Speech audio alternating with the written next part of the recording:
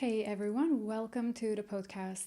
Today we're diving into a topic that I think is on a lot of people's minds, especially if you are in the world of AI startups or even just startups in general. It is about how smaller companies can survive and thrive in a world where big tech giants seem to be swallowing everyone in sight.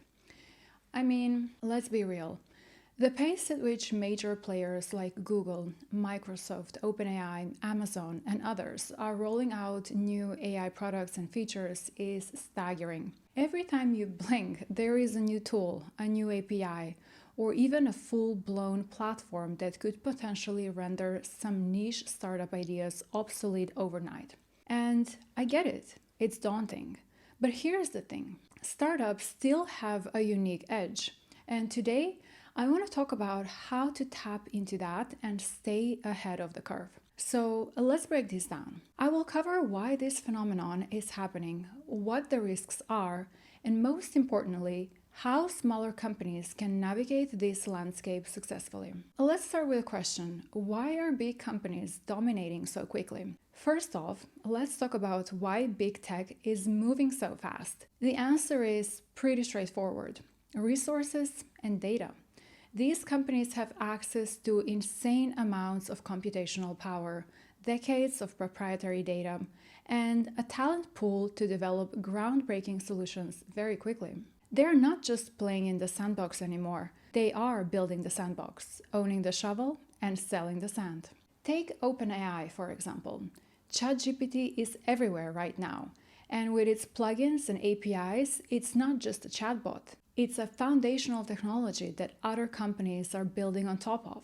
Microsoft Azure has integrated OpenAI models so deeply that it's hard to think of it as just a feature. It's a full-on ecosystem. Google's AI advancements with tools like BART, TensorFlow, and Vertex AI, the same thing. They're covering the full spectrum from individual developers to enterprise-level solutions.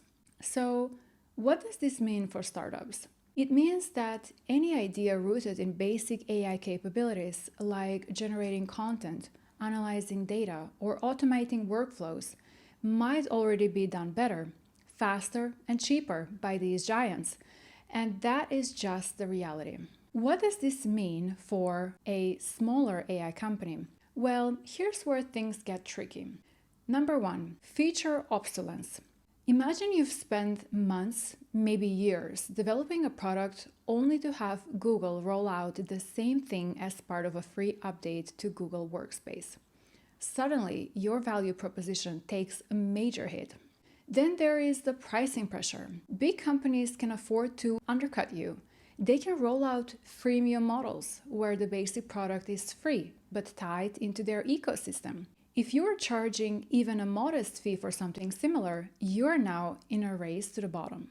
Number three is customer trust. This is a subtle but significant challenge. Customers often feel safer working with well-established names. They know these companies will be around in 5 years. A startup, well, that's a little bit of a gamble for them. But here's the good news. While these challenges are real, they are not insurmountable. So how can startups navigate this?